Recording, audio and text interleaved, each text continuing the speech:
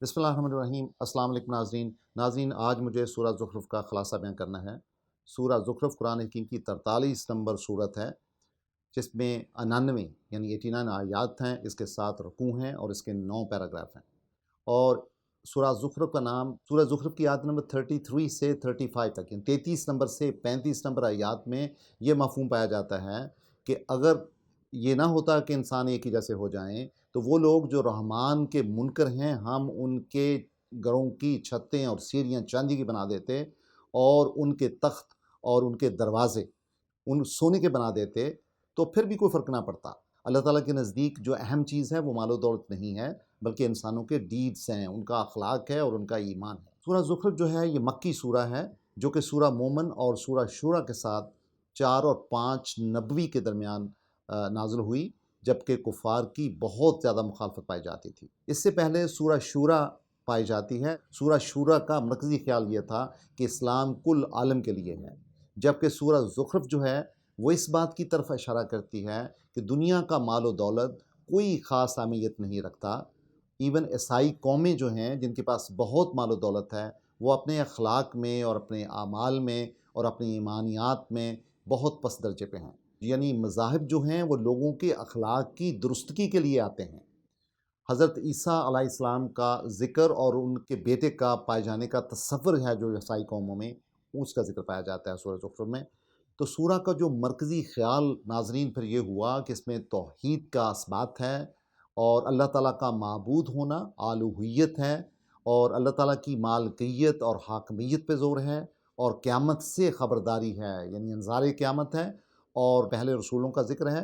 और रसूल अकरम सल्लल्लाहु अलैहि वसल्लम का जो किरदार है और उनका जो पैगाम है और जो इबलाग है उसका ज़िक्र पाया जाता है। पहला पैराग्राफ है जो आयत नंबर 1 से 8 के दरमियान है, उसमें अबलाग कुरान है और शिरक की मज़म्मत पाई जाती है। मसलन कुरान हकीम कहता है हामीम वल किताबिल मुबीन, बहुत वाज़ेह किताब है। कुरान को कुरानन अरबियन कहा गया है, यानी ऐसा कुरान जो कि बहुत वाज़ेह ज़ुबान में हो ताकि इंसान इससे अक्ल का इस्तेमाल करके सबक हासिल कर सकें। और उम्मुल किताब भी कहा गया है, कहते हैं जड़ को, और उम्मुल किताब से मुराद सूरह फातिहा भी लिया गया है और इसे लौह महफूज भी कहा जाता है और आयात मुहकमात भी मुराद लिए जाते हैं। ला अलियुन हकीम, चूँकि कुरान हकीम की तालीमात के बाद इंसान बहुत आला मकाम पाता है और इसमें हिकमत आमोज़ किस्म के अहकामात हैं, तो इंसानी शख्सियत और ज़ात ऊपर को जाती है, जिसकी बुनियाद पे से ला अलियुल हकीम कहा गया है। और फिर कुरान हकीम ने कहा कि हम अपनी वही के मैसेज इंसानों को हमेशा देते आए हैं, लेकिन कौमों ने इसे इसराफ़ किया, यानी उसको माना नहीं है। तो हमने कितने ही रसूलों को भेजा, लेकिन इसके बावजूद उन्होंने उनका तमस्खुरा उड़ाया, लिहाजा हमने उनको सख्त गिरफ्त में पकड़ा और हलाक किया। तो नाज़रीन, जो दूसरा पैराग्राफ है वो आयत नंबर 9 से 15 के दरमियान है। इसमें अल्लाह ताला की खालकियत और रुबूबियत का ज़िक्र पाया जाता है और कुरान हकीम कहता है इनसे पूछें कुफ़ार से कि आसमान और ज़मीन किसने पैदा की हैं, तो यकीनन ये कहेंगे कि अल्लाह ताला की ज़ात ने, जो कि बहुत माइटी है और बहुत इल्म वाला है। तो अल्लाह ताला की ज़ात ने ही ज़मीन को पैदा किया है और उसके अंदर रस्ते बनाए हैं ताकि आप रहनुमाई हासिल कर सकें। और फिर अल्लाह की ज़ात जो है वो एक मकदार से पानी को बरसाती है ताकि आप उससे अल्लाह ताला की नेमतें हासिल कर सकें। और फिर इंसान जो है वो कश्तियों पे और जो मुख्तलिफ चौपाएँ हैं उन पे अपनी सवारी करता है और ये बहुत बड़ी अल्लाह ताला की नेमत है। तो लिहाजा इंसानों को चाहिए कि अल्लाह ताला के सुबहान में आएँ, यानी अल्लाह ताला की बड़ाई बयान करें। और फिर कुरान हकीम ने यहाँ पे इस पैराग्राफ में वो आयत बताई है जो अक्सर हम सफ़र से पहले पढ़ते हैं, सुबहानल्लज़ी सख्खर लना हाज़ा वमा कुन्ना लहू मुक़रिनीन इन्ना इला रब्बिना लामुनक़लिबून, कि अल्लाह ताला की ज़ात बहुत सुबहान है, बहुत आला है, बहुत पाकीज़ा है और उसने यानी ये सवारी हमारी मलकियत में दे दी है, यानी हमारे कंट्रोल में दे दी है, हालांकि हम इसको कंट्रोल करने वाले नहीं थे। तो अल्लाह ताला की ज़ात कहते हैं कि फिर हमने अपने बंदों के लिए जज़ा भी रखी है। इन नेमतों के बावजूद इंसान जो है वो कुफ्र अज़ीम में है, वाज़ेह किस्म के कुफ्र में है। नाज़रीन, जो पैराग्राफ नंबर 3 है वो आयत नंबर 16 से 25 के दरमियान है। इसमें शिरक की मज़म्मत पाई जाती है और ये कहा जाता है कि देखो ये इंसान जो हैं अपने लिए बेटे चुनते हैं और अल्लाह ताला के लिए ये जो बेटियाँ हैं उनका इंतखाब करते हैं और ये जो लोग हैं ये रहमान का इनकार करते हैं और जब रहमान का ज़िक्र होता है तो इनके चेहरे जो हैं वो स्याह पड़ जाते हैं, इंतहाई गम ने उनको घेर लिया हो। और कुरान हकीम कहता है कि क्या ये बुत जो हैं जिनको इन्होंने ज़ेवर पहनाए हुए हैं, क्या ये इस तरह की गैर वाज़ेह और मुबहम गुफ्तगू ये कर सकते हैं? اگر ہم فرشتے بناتے تو ہم یقیناً آپ کے لیے فرشتے ہی بیچتے، اور وہ آپ کی اس بات پہ شہادت بھی دیتے۔ اپنے بندوں کے لیے اللہ تعالیٰ کی ذات چاہتی ہے کہ وہ اطاعت میں آئیں، اور وہ قطعاً کسی کفر میں اور نافرمانی میں نہ آئیں۔ اور پھر تاریخ بتاتی ہے کہ جب بھی انہوں نے حق کا انکار کیا اور جو لوگ آسائش میں تھے ان کو اللہ تعالیٰ کی ذات نے ان کو عذاب میں پکڑا، اور وہ ایک بہت بڑا تاریخ کا لیسن ہے جو اس پیراگراف میں واضح طور پہ بتایا گیا ہے۔ پیراگراف نمبر 4 ہے، وہ آیت نمبر 26 سے لے کے 45 کے درمیان ہے۔ اس میں دعوت ابراہیمی اور توحید کا ذکر ہے، اور حضرت ابراہیم کے حوالے سے ہے کہ انہوں نے اپنی قوم کو پکارا کہ اے قوم، میں اپنے اللہ کی عبادت کرتا ہوں کہ مجھے رہنمائی دیتا ہے، لہٰذا آپ بھی اللہ تعالیٰ کی رہنمائی میں آئیں۔ لیکن یقیناً انہوں نے انکار کیا، اور انہوں نے کہا کہ یہ تو سحر ہے،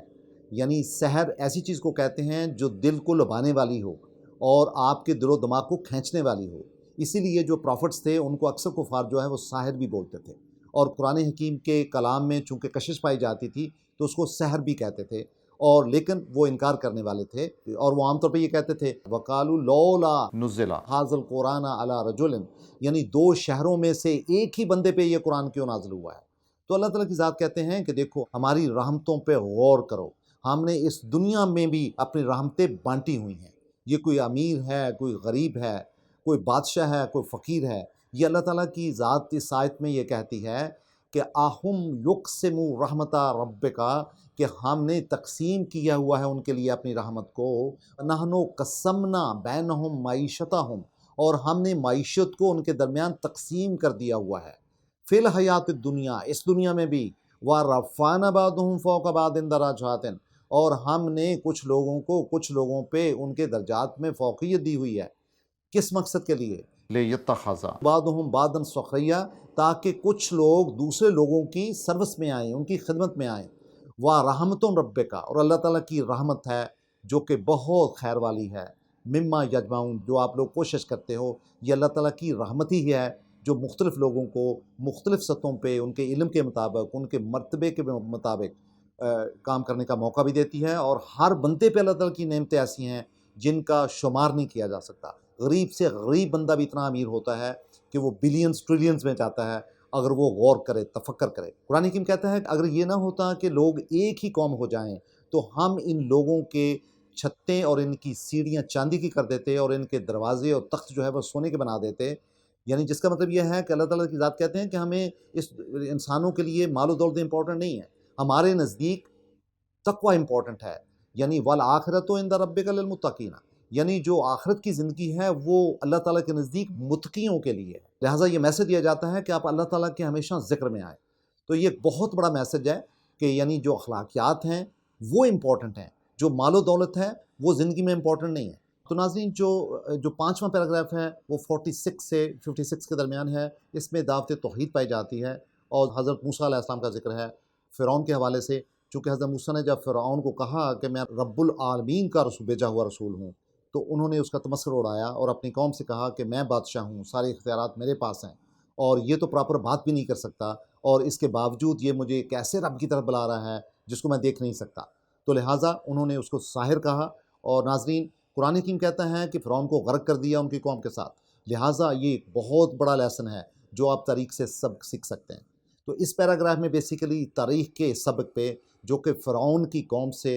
اور اس کی عبرت سے اور اس کے انجام سے سیکھا جا سکتا ہے اس کا ذکر ہے۔ ناظرین، جو 6واں پیراگراف ہے اس میں دعوت توحید ہے اور حضرت عیسیٰ علیہ السلام کا ذکر ہے، اور عام طور پہ حضرت عیسیٰ علیہ السلام کا جب ذکر کرتے تھے جو عرب کے کفار تھے، مشرکین تھے، تو وہ رسالت مآب سے کہتے تھے کہ آپ حضرت عیسیٰ علیہ السلام کو تو آپ بڑا اللہ کا بندہ سمجھتے ہیں، جبکہ ان کی قوم تو ان کو بت کے طور پہ مانتی ہے، اور وہ بھی بتوں کو مانتے ہیں۔ تو لہٰذا اگر ان کے بت اچھے ہو سکتے ہیں کیونکہ وہ حضرت عیسیٰ کی عبادت کرتے تھے، اس کو معبود سمجھتے تھے، تو پر ہمارے بت جو ہیں وہ کیوں برے ہو گئے؟ تو قرآن حکیم نے ان کو یہ واضح کیا ہے کہ حضرت عیسیٰ جب آئے تھے تو واضح نشانیوں کے ساتھ آئے تھے، اور ان کے پیغام میں اللہ تعالیٰ کی حکمت پائی جاتی تھی، آیات پائی جاتی تھیں، اللہ تعالیٰ کی حکمت اور واضح پیغام پائے جاتے تھے جس میں ہدایت کی رغبت پائی جاتی تھی۔ لیکن اس کے باوجود انہوں کی قوم نے انکار کیا، تو حضرت عیسیٰ علیہ السلام نے ہمیشہ اپنی قوم کو پکارا کہ آپ اللہ تعالیٰ کی اطاعت میں آئیں، اختلاف کو ختم کریں، اور اللہ تعالیٰ کے تقوی میں آئیں اور میری پیروی کریں۔ اور یہی جو پیروی کا حکم ہے، اطاعت کا حکم ہے، یہ رسالت مآب کو بھی دیا گیا۔ تو لہٰذا اس پیراگراف میں یہ بتایا گیا ہے واضح طور پہ عرب کے جو مشرکین اور جو مکہ کے کفار تھے کہ ان اللہ، کہ بلا شبہ اللہ تعالیٰ کی ذات جو ہے، ہوا ربی، وہ میری بھی رب ہے، وہ ربکم، اور تمہاری بھی رب ہے، فعبدوہ، لہٰذا اللہ تعالیٰ کی عبادت کرو، ھذا صراط مستقیم، اور یہی سیدھا راستہ ہے۔ تو ناظرین یہ جو لیسن تھا یہ سارے رسولوں نے، حضرت موسیٰ علیہ السلام، حضرت عیسیٰ علیہ السلام، حضرت ابراہیم علیہ السلام، انہوں نے یہی لیسن اپنی اپنی قوموں کو دیا، لیکن اس کے باوجود قرآن کہتا ہے اس پیراگراف میں کہ انہوں نے مختلف گروپس نے انکار کیا، تو لہٰذا ان کے لیے بہت بڑی بربادی ہوئی، اور یقیناً یوم علیم والے دن ان کا بہت برا حشر ہوگا، ان کے لیے بہت بڑا عذاب ان کا منتظر ہے۔ تو قرآن حکیم اس پیراگراف کے آخر میں کہتا ہے حل ینصرون الا الساعۃ ان تأتیہم بغتۃ وہم لا یشعرون، کیا وہ دیکھتے نہیں ہیں اس گھڑی کو، اس لمحے کو، جب یہ آئے گی تو یقیناً ان کو اچانک پکڑ لے گی، لیکن اس کے باوجود ان کو اس کا شعور نہیں ہے۔ اور یاد رکھیں کہ الخلاء، یہ خلیل کی جمع ہے الخلاء، یومئذ بعضهم لبعض عدو، کہ جتنے بھی دوست ہوں گے اس دن ایک دوسرے کے، وہ ان کے دوست نہیں ہوں گے اور بلکہ دشمن ہوں گے،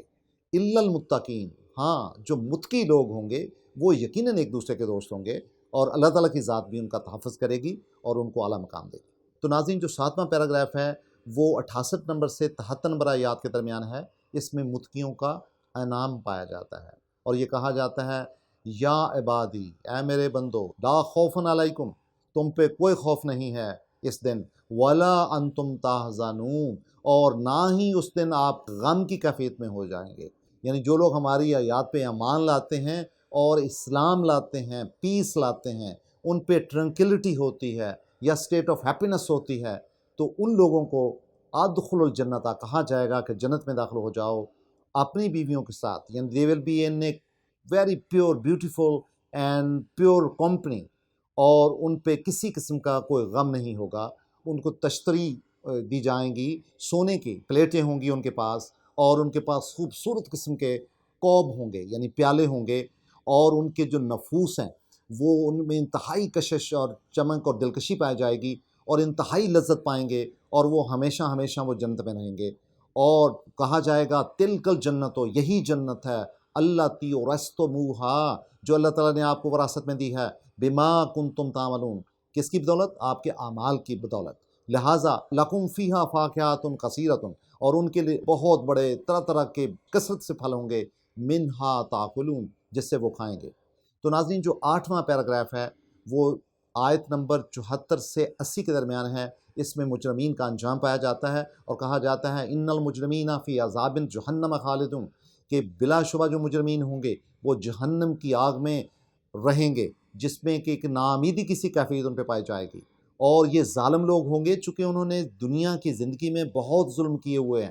اور وہ وہاں پہ وہ پکاریں گے اپنے رب کو کہ ہمیں یہاں سے نکال باہر کیا جائے، لیکن ان کی کوئی سنی نہیں جائے گی۔ تو لہٰذا اللہ تعالیٰ کی یاد کہتے ہیں ہم نے ان کو حق کی تعلیم دی تھی، لیکن ان میں سے اکثر نے وہاں اس سے ہٹ درمی کی تھی اور ان کو نہیں مانا تھا، تو لہٰذا ان کا انجام جو ہے وہ بہت واضح ہے، اور ہمارے رسولوں نے بھی ان کو ہمارے حق کا پیغام دیا لیکن انہوں نے اس کو تسلیم نہ کیا۔ تو ناظرین جو آخری پیراگراف ہے وہ آیت نمبر 81 سے 99 کے درمیان ہے، اس میں ابطال شرک پایا جاتا ہے اور معبودیت،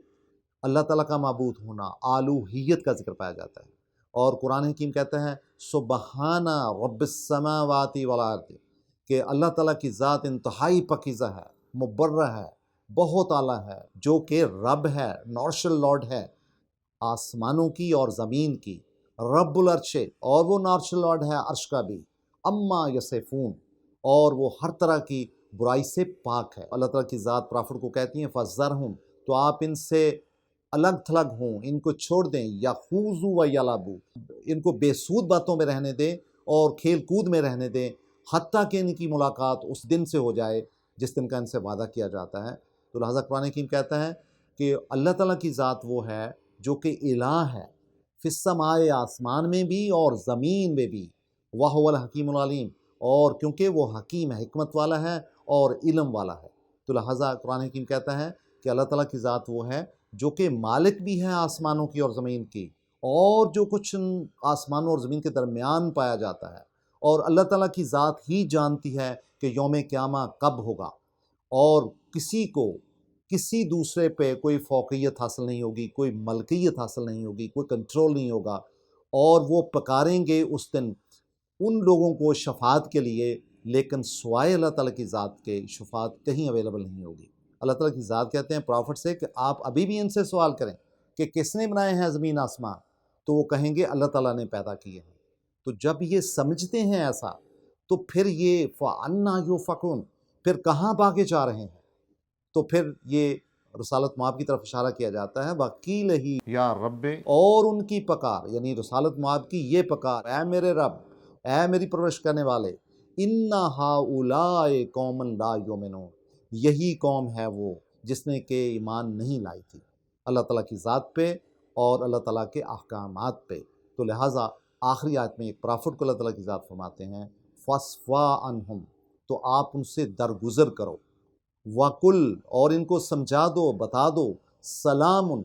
کہ آپ پہ پیس ہو، پیس بھی اپان یو، فَسَوْفَ يَعْلَمُونَ، لیکن ان کے جو کرتوت ہیں، ان کے جو بدعمالیاں ہیں، یقیناً یہ ان کو جان لیں گے، لیکن آپ کی طرف سے ایک پیغام جو ہے ان کی طرف سلامتی کا ہی جانا چاہیے۔ تو ناظرین، سورہ زخرف جو ہے اپنی 99 آیات کے ساتھ، 7 رکوع کے ساتھ اور 9 پیراگراف کے ساتھ ہمیں دعوت دیتی ہے کہ ہم اس کا بغور مطالعہ کریں۔ اس کا جو مرکزی خیال ہے وہ توحید پہ، اثبات وحی پہ، حاکمیت اعلیٰ پہ، پھر یوم قیامہ پہ اور ربوبیت پہ پایا جاتا ہے، اور اس کے سب تھیمز جو ہیں 9 پیراگراف میں، وہ مختلف قسم کے جو تفکرات ہیں ان کو اجاگر کرتے ہیں۔ تو لہٰذا سورہ زخرف ہمیں دعوت دیتی ہے کہ ہم بغور اس کا مطالعہ کریں، مفہوم کو سمجھیں، اپنی زندگی میں اطلاق کریں، اپنی نمازوں میں لے کے آئیں اور ابلاغ کریں۔